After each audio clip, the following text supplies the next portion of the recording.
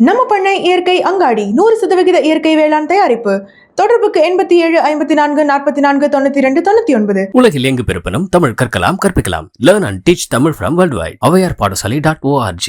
EPS அவர்கள் அமித்ஷாவை போய் சந்திச்சுட்டு வந்திருக்காங்க. ஓபிஎஸ் இவங்க இந்த சசிகலா இந்த அணியெல்லாம் கட்சியில் இல்லை கூட்டணியில் கூட சேர்த்துக்க கூடாது அப்படின்னு சொல்லியிருக்கிறதா தினகரன் ஒரு தனி கட்சி தலைமை. இப்போ எடப்பாடி இருந்தால் நான் ஏற்றுக்கிட மாட்டேன்னு சொல்லிட்டு டிக்ளேர் பண்ண மாதிரி சொல்லிட்டார் யார். அப்போ இவர் இந்த முடிவு எடுத்ததுனால போங்கடா நீங்கள் யாருமே தேவையில்லை அப்படின்ற ஒரு முடிவுக்கு அவர் வந்துட்டாரோ தெரில. சின்ன பையன் அண்ணாமலை அவன் பேச்சை கேட்டுக்கிட்டு இவர் அதிமுக கூட கூட்டணி போகாமல் போயிட்டார். அது ஒரு 100 கோடி ரூபா கை மாறி இருக்கு சபரீசன் மூலமாக அப்படின்னு சொல்கிறாங்க. எல்லா வகையிலையும் ஒரு பெரிய சின்ன கருணாநிதி மாதிரி ஒரு நிறைய வேலைகளை செய்ய ஆரம்பிச்சிருக்கிறாரு. இந்த பாமகக்குள்ளே ஒன்றுமே பார்க்க வேணாம், பேசாமல் அடுத்த வேலையை பார்ப்போம்னு நினைக்கிறேன். அதுங்கெல்லாம் பேசி ஒரு முடிவுக்கு வரட்டும். அப்போ பாமக இதில் இணையறதுக்கு வாய்ப்பு இல்லை. அதிமுக கூட்டணியில் இணைய இல்லை இணைவாங்க. எந்த தலைமையில் இணையும்? அதாவது எனக்கு தெரிஞ்சு ஐயாவுக்கு வயசாகி போச்சு. அன்புமணி இப்போது என்னால் 2 பேருக்குமே சான்றிதழ் கொடுக்க முடியாது. ஐயாவுக்கும் கொடுக்க முடியாது, அன்புமணிக்கும் கொடுக்க முடியாது. அதிமுக கூடயா திமுக கூடயா அப்படின்னு. அப்போது 2 பக்கமே ஒருத்தவங்க போகிறதுக்கு தயாராக இருக்கிறாங்க அப்படின்னா அவங்களுக்கு கொள்கை எது? புரியுதுங்களா? அதுதான் பிரச்சனை. அந்த கட்சிக்கு பிரச்சனையே அதுதான். இப்போ சீமான் அவர்கள்கிட்ட வந்தால் வர வர விஜய் அதிகமாக சீன்ற மாதிரி தெரியுது. அவர் தரந்தாழ்ந்து நடந்துக்கிறார். விமர்சனம் தானே பண்ணுறாரு. இன்னைக்கு இந்த ஜூவியில் பேட்டியில் என்ன கொடுக்குறாரு? எங்களுக்கு பொது எதிரி பாஜக தான், இது பங்காளி சண்டை. ஆமாம், அதாவது டோட்டலாக சீமான் ரொம்ப குழப்பத்தில் என்ன பேசுறதுன்னே தெரியாமல் புத்தி பேதலிச்சு போயிட்டாருன்னு நினைக்கிறேன். பொது எதிரி பாஜகவை எதிர்க்கிறதுக்காக இப்போ திமுகவில் இவர் சேர போகிறாரா? பிரதமர் மோடி தமிழ் மொழியோட பெருமையை உலகெங்கும் போய் பேசுகிறாரு. என்ன அப்போ பாஜக போய் பேசுதா? உங்களுக்கே குழப்பமாக இருக்குல்ல. விஜயை விட விஜய் கட்சியை விட இந்த நாம் தமிழர் எந்த வகையில் சிறந்தது? நாங்கள் இவ்வளோ போராட்டங்களை நடத்துவோம், நீ ஏதாவது நடத்தி இருக்கிறியா? அண்ணாமலை என்ன ஆரம்பித்தாலும் தனி கட்சி ஆரம்பித்தாலும் சரி, அந்த கட்சியை மொத்தமாக கலைச்சிட்டு வீட்டுக்கே போனாலும் சரி, அவர் ஒரு நல்ல ஆள் கிடையாது என்னை பொறுத்த வரைக்கும். ஆனால் அவர் இருந்தப்போ பிஜேபிக்கு ஒரு ஃபேஸ் இருந்தப்போ இல்லை, அது பாஸ்ட் டென்ஸ்.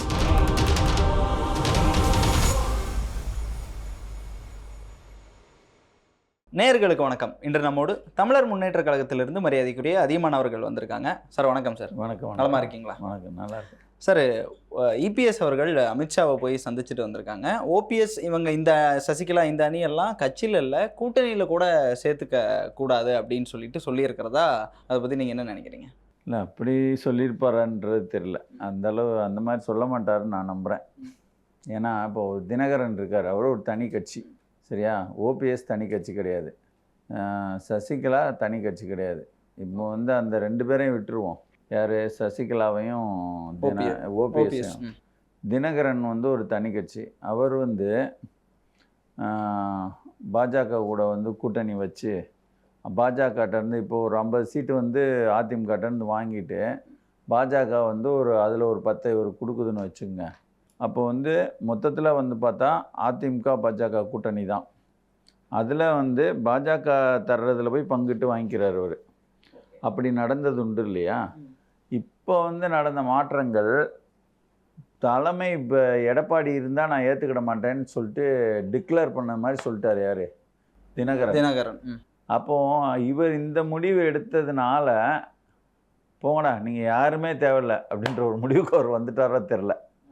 யார்? எடப்பாடி கூட்டணியில் கூட உங்களுக்கு இடம் கிடையாதுன்னு இந்த முடிச்சிருப்பார்ல. இல்லை, இந்த ஒரு விஷயத்தினால இதோட தொடர்ச்சி தான். இப்போ நீ எடப்பாடி தலைமையிலனா நான் வரவே மாட்டேன், ஏற்றுக்கிடவே முடியாதுன்னு சொன்ன பிறகு நீ யார் என்னை ஏற்றுக்கிறது? உங்கள் 3 பேரையும் நாங்கள் ஏற்றுக்கல, போங்க, நீங்கள் எந்த வழியில் வந்தாலும் சேர்க்க மாட்டோம் அப்படின்றது இப்படி தான் இருக்கும். ஓகே. தினகரன் யாரை அப்போ எடப்பாடி தலைமை வேணும்னா யார் தலைமையில் இருக்கணுன்றாரு? அவர் இந்த கட்சியை ஆட்டையை போட்டு என் தலைமையில் இருக்கணும்னு நினைக்கிறாரு. அது சாத்தியமா? ஆமாம், அதாவது என் தலைமையில்னா தினகரன் தலைமையில் இருக்கணும். என்ன அதுக்கு நான் கொஞ்சம் இருக்கிறதெல்லாம் பொய் மூட்டையெல்லாம் அவுத்து விடுவேன். சரி, நான் கேட்குறேன், இவங்க கட்சியில் இருக்கவங்க ஒரு கட்சி, அதுக்கு நிர்வாக கட்டமைப்பு செயற்குழு பொதுக்குழுலாம் இருக்குது. அந்த பொதுக்குழு வந்து இவர் தினகரனை ஏற்றுக்கிடுமா? ஜெயலலிதாவே வந்து கட்சியிலேருந்து வேண்டான்னு சொல்லிட்டு அனுப்பிவிட்ட ஒரு ஆள் தினகரன். அந்த ஜெயலலிதா இறக்குறது வரைக்கும் இந்த பக்கமே வரல. அதனால் இவங்க பேசுகிறது நடக்க போகிறது கிடையாது. மொத்தத்தில் என்ன பண்ணுவாருன்னு கேட்டிங்கன்னா, எனக்கு பிடிக்காதது வந்து வேறு யாருக்கும் வந்து பிடிக்கக்கூடாதுன்ற அளவில் இந்த அதிமுகவை ஒழிக்கிறதுக்கான வேலையை வந்து துரிதமாக செய்வார் அவர் தினகரன். அப்படி தான் நான் எதிர்பார்க்குறேன். ஓகே சார், பாமகக்கு வந்தோம்னா அன்புமணி இப்போ அன்புமணியை நீக்கம் பண்ணதா ஐயா சொல்லியிருக்காரு, மருத்துவர் ஐயா சொல்லியிருக்காரு.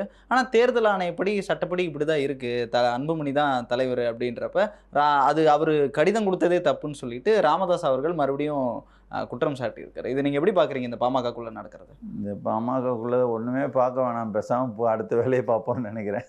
அதுங்களாம் பேசி ஒரு முடிவுக்கு வரட்டும். என்னங்க அதாவது வந்து இது ஒரு தர்ம சங்கடமானது. அவர் ஐயா வந்து கஷ்டப்பட்டு உருவாக்கி ஒரு கட்சியை கொண்டு வந்து, அவர் இல்லைன்னா அந்த கட்சி கிடையாது, ஒன்றும் கிடையாது. சரிங்களா? அது இவங்களுக்குள்ள வந்து பேச்சு கடைசி நேரத்தில் கூட போன தேர்தலில் கூட வந்து அந்த சின்ன பையன் அண்ணாமலை அவன் பேச்சை கேட்டுக்கிட்டு இவர் வந்து அதிமுக கூட கூட்டணி போகாமல் போயிட்டார். ஆனால் அது வந்து ஒரு 100 கோடி ரூபா வந்து கை மாறி இருக்கு சபரீசன் மூலமாக அப்படின்னு சொல்கிறாங்க. அப்போது இவங்க வந்து அதிமுக கூட கூட்டணி போகணுன்றது அவர் ஐயாவோட விருப்பம். போகக்கூடாதுன்னு சொல்லிட்டு இப்படி பணத்தை வாங்கிட்டு இப்படி போயிடலான்ற மாதிரி போயிட்டாருன்றது செய்தி. அப்போது இந்த செய்தி வந்து நம்புகிற மாதிரி வந்துட்டு, ஏன்னா அண்ணாமலையும் ஒரு யோக்கியம் கிடையாது, எல்லா வகையிலையும் வந்துட்டு ஒரு பெரிய சின்ன கருணாநிதி மாதிரி அவர் நிறைய வேலைகளை செய்ய ஆரம்பிச்சிருக்கிறாரு. ஆமாங்க, அவர் வந்து நீங்கள் இப்போ பார்த்துட்டிங்களா, ஒரு 100 கோடி ரூபாய்க்கு சொத்து வாங்கியிருக்கிறது, அதுக்கு வந்து பத்திரப்பதிவில் வந்து அங்கே நிலத்தோட மதிப்பை விட கம்மியாக திமுகவோட அரசு கூட அட்ஜஸ்ட் பண்ணிக்கிட்டு கம்மியான இது பதிவு பண்ணியிருக்கிறது. இப்போது அப்படி வேலையெல்லாம் வந்து பார்க்கும்போது அவர் ஒன்றுமே வேணாங்க, இந்த 100 கோடியை விட்டு தள்ளுங்க. அவர் யார் ஆதரிக்கிறாரு? ஓபிஎஸ் ஆதரிக்கிறாரா? மறைமுகமாக ஆதரிக்கிறாரு.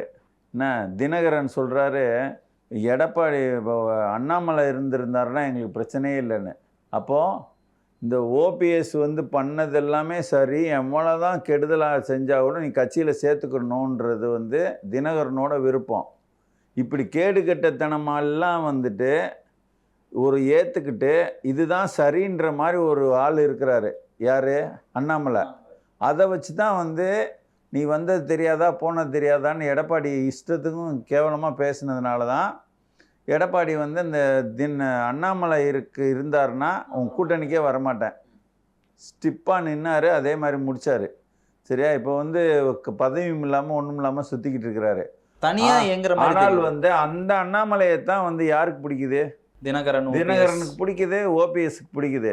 ஆனால் தினகரனையும் ஓபிஎஸும் மக்களுக்கே பிடிக்கல. சரிங்களா? அப்போது நான் இப்போ இதிலேருந்து என்னென்னா, ஒரு கெட்டது இவங்கெல்லாம் ஒரு கெட்ட வழியில் வந்து கூட்டு போனது கூட சரின்றவங்களை வந்து அவர் வந்து ஏற்றுக்கிறாரு. இப்போ இந்த இதிலேருந்து பார்க்கும்போதே வந்துட்டு அவர் 100 கோடி அடித்தது அடித்தாரா அடிக்கலையா, திமுக கூட டைப்பில் இருக்கிறாரா இல்லையா, நீ யாரை ஃப்ரெண்டாக வச்சுக்கிற? புரியுதா? இபிஎஸ் இப்போ கூட பாராட்டி இருக்காரு அண்ணாமலை. நீங்கள் வந்து அவர் கூட எல்லாமே பீஸ் பிடுங்கியிருப்பாங்க.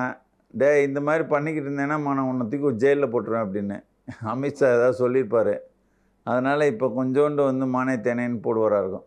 ஓகே, அப்போ பாமக வந்து இதில் இணையறதுக்கு வாய்ப்பு இல்லை, அதிமுக கூட்டணியில் இணையறதுக்கு? இல்லை இணைவாங்க. எந்த தலைமையில் இணையும்? அதாவது எனக்கு தெரிஞ்சு வந்து ஐயாவுக்கு வயசாகி போச்சு, யார் தலைமையில்னா அன்புமணி தலைமையில் தான் இணைவாங்க. அன்புமணி இப்போது என்னால் 2 பேருக்குமே சான்றிதழ் கொடுக்க முடியாது, ஐயாவுக்கும் கொடுக்க முடியாது, அன்புமணிக்கும் கொடுக்க முடியாது. அவங்க நேரத்துக்கு நேரம் வந்து கூட்டணி மாறி மாறி போயிட்டு அவங்க வந்து ஒரு பரந்துபட்ட மக்கள்கிட்ட இருந்து ஒரு கெட்ட பேர் வாங்கினவங்க தான். இப்போது ஒரு திமுக வந்து ஒரு தமிழ் இனத்துக்கே எதிரான கட்சி, ஒரு கேவலமான கட்சின்னு கூட சொல்லலாம். இருந்தாலும் அந்த கேவலமான கட்சி கேவலமான வேலைகளை செய்தால் கூட அதுக்கு போய் முட்டு கொடுத்துட்டு நான் இது கூட தான் இருப்பேன்னு சொல்லிட்டு ஒருத்தர் இருக்கிறார் பாருங்கள், திருமாவளவன். புரியுதுங்களா? அவருக்கு ஒரு கொள்கை இருக்குது, நான் மாற மாட்டேன்னு. சரிங்களா? ஒரு சரியில்லாத நபர்னா கூட நான் இங்கேயே இருந்துக்கிறேன்ப்பா அப்படின்ற மாதிரி. இவர்கள் அப்படி கிடையாது. தேர்தலுக்கு தேர்தல் வந்து அவங்க வந்து என்ன நினச்சிட்டாங்கன்னா, இது புத்திசாலித்தனமாக நினச்சிட்டாங்க. அப்படி தான் விஜயகாந்தும் செஞ்சார். ஸ்ட்ராட்டஜியாக நினச்சிட்டாங்க. விஜயகாந்தும் அப்படி தான் செஞ்சார். அதனாலே வந்து பாருங்கள் ஒன்றும்லாம் போயிட்டார். இப்போ ஒரு கொள்கை அடிப்படையில் ஒரு முடிவு எடுக்கணும், தேர்தல் முடிவு. நம்ம கட்சி கொள்கை என்ன, இதுக்கு வந்து அதிமுக சரிப்பட்டு வருமா, திமுக சரிப்பட்டு வருமா? சரி, கொள்கை கத்திரிக்காயெல்லாம் விடுங்க. நான் ஒரு பாட்டாளி மக்கள் கட்சி, நான் ஒரு வன்னியர் சமூகத்துக்கான கட்சி. நான் ஒரு கோரிக்கை வைக்கிறேன், 2-3 கோரிக்கை வைக்கிறேன். அதில் ஒரு எந்த கட்சி வந்து அந்த கோரிக்கைக்கு செவி சாய்த்து நடவடிக்கைகள் எடுத்துச்சோ அந்த கட்சி கூட போனோம். இப்போ 10.5 விழுக்காடு வந்து இவங்க கேட்டுக்கிட்டதுனால எடப்பாடி பண்ணி கொடுத்தாரு. ஆனால் அந்த கட்சி கூட தானே கூட்டணி போனோம். அதனால் வந்து இந்த 10.5 விழுக்காடு வந்து இடஒதுக்கீடு பண்ணி கொடுத்ததுனால அங்கே தென் மாவட்டங்களில் தேவர் சமூகத்தை சார்ந்தவங்கலாம் எதிர்ப்பு தெரிவித்து சரியான வாக்கு கூட கிடைக்கல. அப்போது ஒரு பக்கம் பாதிப்பு வந்து ஒரு தவறான கருத்து உருவாக்கப்பட்டு 17 விழுக்காடு இருக்கிற மக்களை வந்து 10.5 தான் கொடுக்குறாங்கன்றது ஒரு பொய் செய்தி பரவாமல் இந்த மாதிரி நம்மகிட்டேருந்து பிடிங்கி கொடுத்துட்டாங்கன்ற மாதிரி ஒரு செய்தி போய் எடப்பாடி வீழ்ச்சிக்கே காரணமாகுது. அப்போ நீ வந்து என்னால் தான்டா நீ கீழே விழுந்த, நீ தூக்கி விடணுமா, இன்னும் நீயும் கூட சேர்ந்து மிதிக்கணுமா கீழே கடன்னு. அப்போது இதெல்லாம் மக்கள் பார்த்துக்கிட்டு வராங்க. என்ன அப்போ பார்த்துட்டிங்கன்னா அந்த கொள்கை அடிப்படையிலையோ நம்ம ஒரு கோரிக்கை அடிப்படையிலையோ ஒருத்தனை நம்புகிறோம், திமுக தான் அப்படின்னு சொல்லிட்டா அது பின்னாடியே இருக்கணும். அதிமுக தான் அப்படின்னா முதல்ல நம்பிக்கையை நம்ம சொல்கிறபடி நடக்கிறாங்களான்னு பார்க்கணும், கொள்கைப்படி ஏற்புடையதான்னு பார்க்கணும், பார்த்துட்டு அது கூடயே இருக்கணும். இவங்க அப்படி கிடையாது. இவங்களோட முடிவே வந்து யாரை வந்து நிறைய கோரிக்கை வைப்பாங்க. எனக்கு வந்து அது வேணும் இது வேணும், அப்புறம் வந்து 20 சீட் தான் ஜெயிப்பாங்கன்னா எனக்கு 50 சீட்டு வேணும்னு கேட்பாங்க, பணம் கேட்பாங்க. என்ன தகுதிக்கு மீறி நிறைய கேட்பாங்க. என்ன கேட்டு அந்த சரி கொடுத்தா ஜெயிப்பாங்களான்னா ஜெயிக்க மாட்டாங்க. இப்படி வந்து ஒரு ஒரு ஒரு மேதாவித்தனமாக வந்துட்டு இங்கே வந்து அதிகமாக வாங்குறதுக்காக இங்கே போய் பேரம் பேசுகிறது. அந்த கடைசி நேரத்தில் வந்து இன்றைக்கி தேர்தல் இன்றைக்கோட வந்துட்டு ஒரு முடிவு எடுக்கணுங்கும்போது இவங்க கடைசி வரைக்கும் ஒரு பதட்டத்திலே வச்சுருப்பாங்க, அதிமுக கூடயா திமுக கூடயா அப்படின்னு. அப்போது 2 பக்கமே ஒருத்தவங்க போகிறதுக்கு தயாராக இருக்கிறாங்க அப்படின்னா அவங்களுக்கு கொள்கை எது? புரியுதுங்களா? அதுதான் பிரச்சனை. அந்த கட்சிக்கு பிரச்சனையே அதுதான். அதே உக்தியை தான் வந்து விஜயகாந்த் கடைபிடிச்சார். அதாவது வந்து ஒரு ஏதாவது நீ விட்டா நான் அங்கே ஓடி போயிடுவேன் அப்படின்னு இவங்களை இந்த பெரிய கட்சியே மிரட்டுறது. என்ன கடைசியில் வந்து ஒன்றுமில்லாமல் போயிடுறது, தலையில் மண்ணை போட்டு. இப்போ சீமான் அவர்கள்கிட்ட வந்தால் வர வர விஜய் அதிகமாக சீன்ற மாதிரி தெரியுது. நயன்தாரா, நண்பர் அஜித், சகோதரர் ரஜினி இவங்களுக்கெல்லாம் கூட தான் கூட்டம் கூடும், இதெல்லாம் ஒரு கூட்டமானு கேட்டிருக்காரு விஜய் பார்த்து. அவர் தரந்தாழ்ந்து நடந்துக்கிறார். விமர்சனம் தானே பண்ணுறாரு? இல்லை விமர்சனம் இல்லை, நான் பார்க்குறது தரந்தாழ்ந்து நடந்துக்கிறார். ஏன்னு கேட்டிங்கன்னா ஒரு 3வது கட்சியாக இருக்கிற ஒரு அதிமுக திமுகவுக்கு அடுத்து 3வது பெரிய கட்சின்னா வந்து விஜய் வந்து என்ன தான் கூட்டத்தை கூட்டினாலும் அவர் தான் இன்றைக்கு 3வது கட்சின்ற மாதிரி தெரிஞ்சால் கூட நிரூபிக்கப்பட்ட சக்தி கிடையாது. இவர் வந்து ஒரு நிரூபிக்கப்பட்ட சக்தி. அதோடு வந்து இன்னொரு கூடுதலான பெருமை வந்து இவங்கெல்லாம் கூட்டணி சேர்ந்து வாங்கின வாக்கு திமுக. இவங்க கூட்டணி அதிமுகவும் அப்படி தான். ஆனால் கூட்டணியே சேராமல் தனிப்பட்ட முறையில் வந்து 8.2 வாக்கு வாங்கியிருக்காங்க. அப்போ வந்து நமக்கான கௌரவம் நம்மக்கிட்ட இருக்கணும். நம்ம யார்ரா அப்படின்னு சொல்லிட்டு நம்ம போயிட்டு இப்போ வந்து ஒரு கௌரவமாக ஒரு பேராசிரியர் இருக்கிறாரு, போயிட்டு திடீர்னு வந்து அந்த 1ஆம் கிளாஸ் பசங்க ஏதோ சண்டை போட்டுக்கிட்டு இருக்காங்க, அந்த ரேஞ்சுக்கு இறங்கி ஒரு சண்டை போடலாமா? அப்போ என்ன பண்ணுவான், போடான்றான் டக்குன்னு. இப்போ யார் மரியாதை கெட்டு போகுது? அதே மாதிரி வந்து சின்ன சின்ன பசங்கள்லாம் வந்து காரி துப்பி வீடியோ போடுறானுங்க சீமானை கண்டிச்சு. அப்போ உங்களுக்கு தேவையா? இந்த கட்சி ஆரம்பிக்கப்பட்டதே வந்து திமுகவை எதிர்த்து தான். ஆனால் இன்றைக்கி இந்த ஜூவியில் பேட்டியில் என்ன கொடுக்குறாரு, எங்களுக்கு பொது எதிரி வந்து பாஜக தான், இது வந்து பங்காளி சண்டை. ஆமாம், அதாவது வந்து டோட்டலாக வந்து சீமான் வந்து ரொம்ப குழப்பத்தில் வந்து என்ன பேசுகிறதுனே தெரியாமல் புத்தி பேதலிச்சு போயிட்டாருன்னு நினைக்கிறேன். அவரோட பேட்டியை பாருங்களேன். நீங்கள் வந்து நான் வந்து அன்பில் மகேஷ் அப்புறம் வந்து மற்ற அமைச்சர்கள் எல்லோரும் கூட இந்த நெருக்கமாக இருக்கிறேன், அவங்கெல்லாம் வந்து நெருக்கமாக இருக்கேன்றதில்ல, அவர்களும் என் அன்புக்குரியவர்கள் தான். அவர் வந்து முதல்வர் இருக்கிறார் பார்த்தீங்களா, அவர் கூட வந்து எனக்கு வந்து அண்ணன் மாதிரி தான், எங்களுக்குள்ளே எதுவும் இல்லை நாங்கள் இப்படின்னு சொல்லிடுறாரு. அதுக்கப்புறம் வந்துட்டு என்ன பண்ணுறாரு, பாஜக தான் முதன்மை எது, அதுக்கு ஒரு கதையெல்லாம் சொல்கிறாரு. அந்த கதை என்ன தெரியுமா, இங்கே வந்து ஹைதர் அலியோட ஆட்கள் வந்து இங்கேருந்து அடிச்சுட்டு போகிறாங்களாம். அதாவது பணத்தை இல்லை, இங்கேருந்து வரி வசூலிச்சுட்டு போகிறாங்க. அப்போ வந்து தீரன் சின்னமலை என்ன பண்ணுறாரு, அவருக்கு வந்து வயசு 19. அந்த மொத்த கூட்டத்தையும் அடித்து இவர் அதை பிடுங்கிடுறாரு. ஏய் யாருப்பா நீ இப்படி பண்ணிட்ட அப்படின்னோன்னே, அதாவது சின்னமலை பிடுங்கிட்டான் அப்படின்னு போய் சொல்லணுன்னே அப்படி சொல்லி விட்டுறாராம். அங்கே போயிட்டு இது யார் பண்ணோன்னா, அவனுக்கு வயசு 19, தனியால் இப்படி பண்ணிட்டானா, என்னடா இப்படி பண்ணிட்டானா அப்படின்றது. அதோடு வந்து இவர் போய் என்ன பண்ணாராம், தீரன் சின்னமலையே போயிட்டு அங்கே ஹைதர் அலி படையில் சேர்ந்துடுறாராம். ஏன் சேர்ந்துடுறாரு அப்படின்னா, நமக்கு பொது எதிரி வெள்ளைக்காரன், பிரிட்டிஷ்காரன். அவனை வந்து ஹைதர் அலி எதிர்க்கிறாரு, திப்பு சுல்தான் எதிர்க்கிறாரு. ஸோ நம்ம வந்து அந்த படையில் சேர்ந்துருவோம். அது மாதிரி வந்து இப்போ திமுகவில் இவர் சேர போகிறாரா? இல்லை, பொது எதிரி வந்து பாஜகவை எதிர்க்கிறதுக்காக அப்படின்ற பாஜகவை தான் பொது எதிரி, நாங்கள் வந்து இவங்க பங்காளி அண்ணன் தம்பின்லாம் சொல்லி இந்த இடத்துல இப்படி நிறுத்திட்டு இதுக்குள்ளே போகிறாரு. போயிட்டு இப்போ வந்து தீரன் சின்னமலை இந்த கதைக்குள்ளே போகிறாரு. நான் கேட்குறேன், அவன் வெளிநாட்டிலேருந்து வந்தவன் வெள்ளைக்காரன், சரியா? இப்போ வந்து இந்த கதைக்கு எங்கேயாவது வந்து தொடர்பு இருக்கா பாருங்க. பாஜக இந்தியாவுக்குள்ளே கிடக்குது என்ன, இந்த திமுக இந்த தெலுங்கர் முன்னேற்ற கழகமும் இந்தியாவுக்குள்ளே கிடக்குது, சரிங்களா? இப்போது இதை வந்து இவர் எதிர்க்கிறாரு, அதை எதிர்க்கிறாரு. அதை எதிர்க்கிறதுக்காக இவங்க கூட பங்காளியாக போய்க்கிறாரு என்ன. அப்போ கூட்டணி கூட சேர்ந்துருவாரோன்ற மாதிரி ஒரு உருவாக்குது. அடுத்த கேள்வி கேட்குறான், அப்படின்னா நீங்கள் வந்து அவங்க பாஜகவை எதிர்த்து நடத்துகிற போராட்டம் ஆர்ப்பாட்டத்துலாம் நீங்கள் கலந்துக்கிறது இல்லையே? அந்த நிருபர் சரியான கேள்வி கேட்டார் அவர், சரியா? அதுன்னு சொல்லிட்டு என்னமோ சொல்கிறாரு. சொல்லி மொழி இனம் அந்த மாதிரி விஷயத்துலலாம் அப்படி வந்து அவங்கள நம்ப முடியாதுன்றாரு. சொல்லிட்டாரு நம்ப முடியாதுன்னு. அதாவது வந்து இவங்கள நம்ப முடியாதான். ஏன்னா பாஜக வந்து ஜெயலலிதா வந்து துரத்தி விட்டாங்களாம், கூட்டணி இல்லை ஒன்றும் இல்லைன்னு. வாஜ்பாய் கூட கூட்டணி வச்சு ஆட்சியை கவுத்துட்டு இனிமேல் வந்து வாழ்நாளில் கூட்டணி இல்லைன்னு சொல்லிட்டாங்களாம். ஆனால் அதுக்கு பிறகு உடனடியாக வந்து இந்த திமுக போய் அவங்க கூட கூட்டணி வச்சுட்டு இந்தியா முழுக்க அந்த கட்சியை வளர்றதுக்கு இவங்க உதவிட்டாங்களாம். அப்போ நான் கேட்குறேன், இங்கே இருக்கிறவன் என்ன வெளியிலேருந்து வந்தவனை கூட்டு போய் ஃபுல்லாக இந்த இந்தியா முழுக்க நீ பிடிச்சிக்கோன்னு உதவிட்டான்ற மாதிரி ஆகுது இப்போ எனக்கு என்ன. பாஜகன்ற ஒருத்தனை வந்து இந்தியா முழுக்க வளர்றதுக்கு ஒருத்தன் உதவிட்டான், அந்த உதவினா உனக்கு பங்காளி திமுக பங்காளி. ஆனால் இந்த வளர்ந்தவர் இருக்கார் இல்லையா, இவர்களால் வளர்ந்தவர் பொது எதிரி. என்ன குழப்பம் பாருங்க. அடுத்த குழப்பம் சொல்கிறாரு. அதாவது வந்து அடுத்து சொல்கிறாரு, என்ன பேசுன்னு தெரியல, பெணாத்துறது மாதிரி ஆயிடுச்சு அந்த பேட்டியை பாருங்க. அதுக்கு அடுத்த வரி சொல்கிறாரு, இவர்கள் வந்து இந்த மொழி இதுலெல்லாம் வந்து அப்படி இல்லை. ஆனால் பாருங்கள், பிரதமர் மோடி தமிழ் மொழியோட பெருமையை வந்து உலகெங்கும் போய் பேசுகிறாரு என்ன. அப்போ பாஜக போய் பேசுதா? உங்களுக்கே குழப்பமாக இருக்குல்ல, என்ன சொல்ல வர்றாருங்கிறது. அதான் என்ன சொல்ல வர்றாருன்னு உங்களுக்கு குழப்பமாக இருக்குது என்ன. இப்படி ஒரு குழப்பமான நிலைக்கு சீமான் போயிட்டாரு.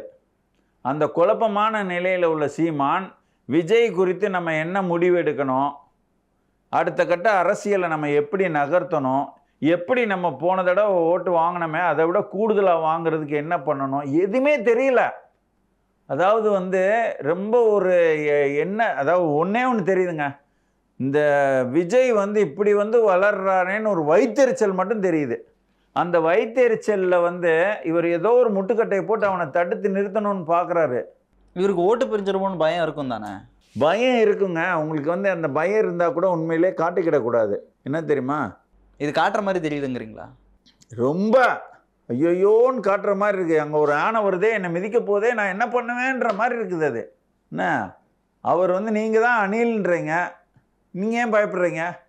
அப்புறம் வந்து அந்த தம்பி வந்து அவன் என்ன இடும்பவன கார்த்தி, அவர் ஒரு ஒரு பேட்டியில் ஒரு பார்த்தேன், தமிழில் பார்த்தீங்க. ஆமாம், அதாவது வந்து புலிகளை கண்டு அணில்கள் ஓட்டம்.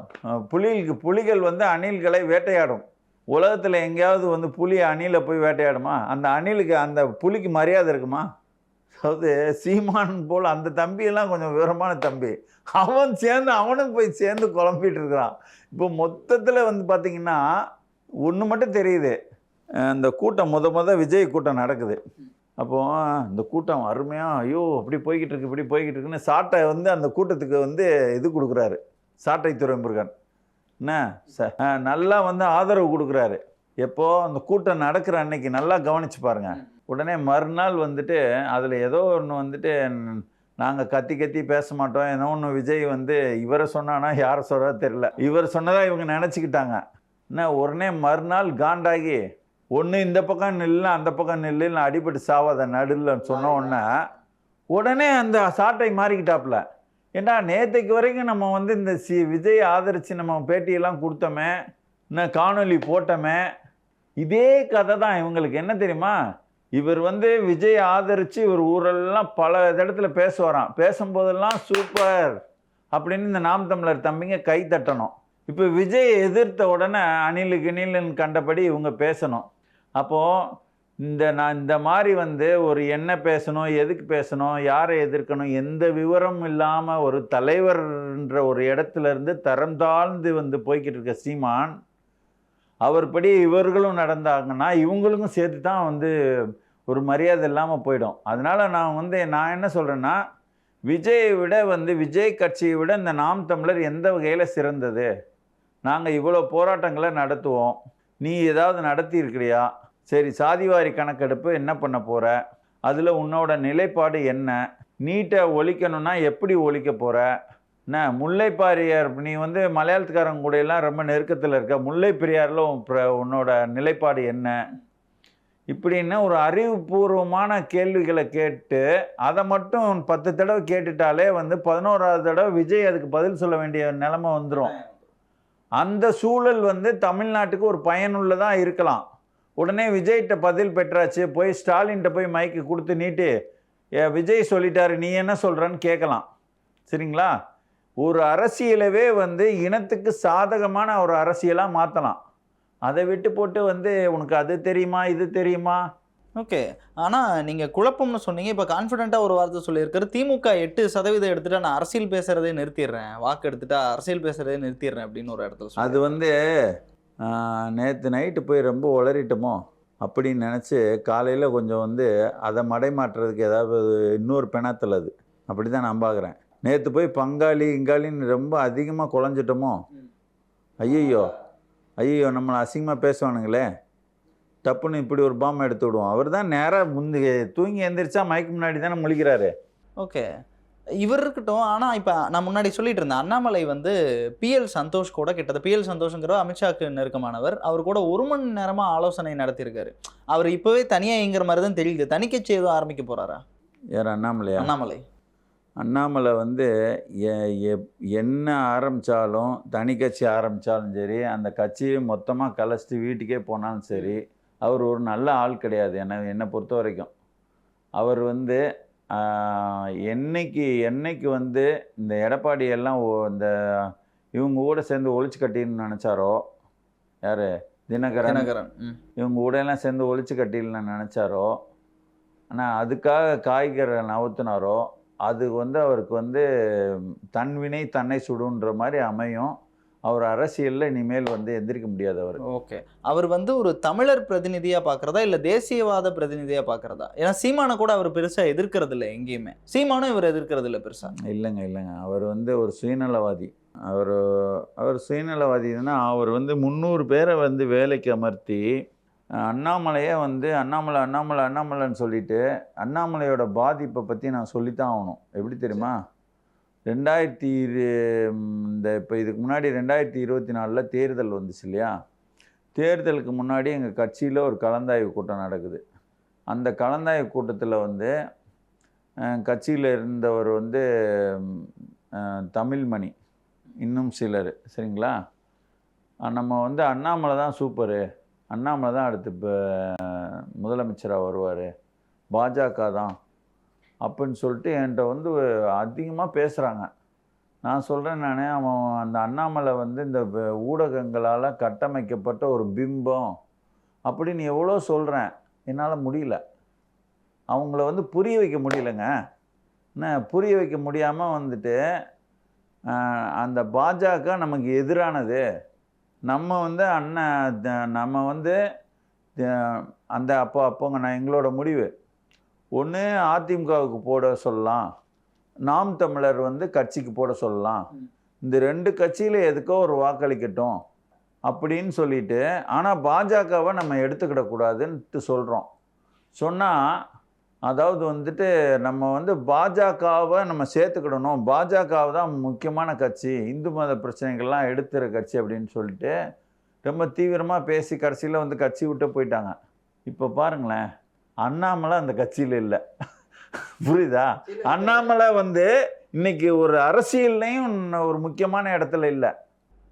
ஆனா அவர் இருந்தப்ப பிஜேபிக்கு ஒரு ஃபேஸ் இருந்தப்போ இல்லை, அது பாஸ்ட் டென்ஸ். சரி, ஓகே. புரியுதா? இன்னைக்கு எந்த இடத்துல இருக்கிறாரு? அதாவது வந்து ஒரு கட்டமைக்கப்பட்ட நான் என்னை இப்படி உருவகப்படுத்தி வெளியில் காட்ட வேண்டும் என்று என்னை நானே அதுக்கான சோர்ஸ் எல்லாம் உருவாக்கிக்கிட்டு, அதுக்கான சோர்ஸ் எங்க இருந்தாவது வரட்டும், எவனை அடித்து ஒலையில் போட்டாவது எப்படியாவது பணம் வந்தாவது என்னை பிம்பமாக நான் கட்டமைக்கிறதுக்கு நானே முடிவு எடுத்துக்கொண்டு என்னை கட்டமைச்சது. புரியுங்களா? கட்டமைச்சு மக்களை வந்துட்டு நம்ப வச்ச ஆள். அதனால் வந்து ஒரு சரியான ஆள் கிடையாது அவர். அப்படிப்பட்டவர்கள் வந்து அந்த பிம்பம் வந்து கட்டமைச்சா என்னாகும்? ஒரு பலூனில் வந்து புஷ்குன்னு இப்போ வந்து அமித்ஷா ஒரு பின்னூசி வச்சு குத்தி விட்டாரு, அது ஹீனுக்கிட்டு இருக்குது. அது அவருக்கு தேசிய பதவி தான் கிடைக்க வாய்ப்பு இருக்கா, எல்முருகன் மாதிரி ஏதாவது? அதுவா? அது ஏன் கிடைச்சேன்னா கிடைக்கட்டேன், நமக்கு என்னங்க? அது வந்து எனக்கு ஒரு அந்த தமிழ்நாட்டுக்கு தேவையில்லாத செய்தி. பாஜக வந்து சம்மந்தப்பட்ட செய்தியே நமக்கு தேவையில்லாது. இதில் அண்ணாமலை எதுக்கு? சார், இப்போ கேபிஒய் பாலா படம் வந்திருக்கு, காந்தி கண்ணாடின்னு சொல்லிட்டு, அதில் பிரதமரை பற்றி ஏதோ இழிவாக பேசியிருக்காங்கன்னு சொல்லிட்டு சிவசேனா கட்சியினர் வழக்கு தொடர்ந்துருக்காங்க. இதை நீங்கள் எப்படி பார்க்குறீங்க? எனக்கு என்ன சொல்கிறது, அவர் வந்து கேபிஒய் என்ன, அதாவது அதை பற்றி முழுசாக தெரியல நமக்கு. ஆனால் எனக்கு ஒரு அபிப்பிராயம் இருக்குது. எப்படின்னு கேட்டிங்கன்னா, இப்போ நம்ம போய் ஒரு வங்கியில் போய் கடன் கேட்குறோம். அவன் என்ன தெரியுமா ஒரு மதிப்பீடு எடுப்பான், உனக்கு 50,000 சம்பளமா, உனக்கு 25 லட்சம் லோன் தருவோம், அதுக்கு நான் 50 லட்சம் தரேன்னு சொல்ல மாட்டான். ஏன்னா நீ சாப்பிடணும், கொள்ளணும், வண்டி எடுக்கணும், வாடகை கொடுக்கணும், குடும்ப செலவு இருக்குது. அதுபோல் வந்து இந்த கேபிஒய் பாலாவை பார்க்கும்போது 50,000 ரூபா வருமானம் வருதுன்னா அவர் 50 லட்சம் உதவுற மாதிரியும் 5 லட்சம் உதவுற மாதிரி வந்து வெளியில் தெரியுது. என்ன அவர் அதை உதவிட்டார், இதை உதவிட்டார் அப்படின்னு சொல்லிட்டு. அப்போ வந்து பார்த்துட்டிங்கன்னா, இப்போது பாலா உதவுனார், அடுத்து இவர் என்ன சொல்கிறாரு, என்னோடய சொந்த வருமானத்தில்னு. அப்போது இப்போ தினம் உதவிக்கிட்டே இருக்கிறது, தினம் வந்து ஒரு ஒரு பிச்சைக்காரங்களுக்கோ பிச்சை போடலாம், யாரோ ஒருத்தருக்கு வேணால் சாப்பாடு வாங்கி போடலாம். என்ன, நான் அதுக்கேற்ற மாதிரி வருமானம் வரணும்ல. ஆனால் வருமானம் வராத போது வந்து நீங்கள் வெளியிலேருந்து வாங்கி உதவலாம். அப்போது நீங்கள் உதவுனேன்னு சொல்ல முடியாது. நீங்கள் ஒரு சேரிட்டி வச்சு அந்த சேரிட்டியில் நீங்கள் ஒரு பொறுப்பில் இருக்கலாம். அது வந்து ஒரு தனிப்பட்ட பாலா உதவுனதாக அது வராது. அந்த சேரிட்டி, அதாவது வந்து அந்த அமைப்பு உதவுனதாக தான் வரும். இப்போ உதவும் கரங்கள் தான் தெரியும், சரியா? அந்த உதவும் கரங்கள் உதவுச்சு, இதை பண்ணுச்சு, அதுக்கு பேர் அதில் வந்து அது அமைப்பு தலைவர் வந்து நிர்மல்குமார், சரிங்களா? ஆனால் நிர்மல்குமார் கூட தெரியாது, உதவுங்கரங்கள் தான் தெரியும்.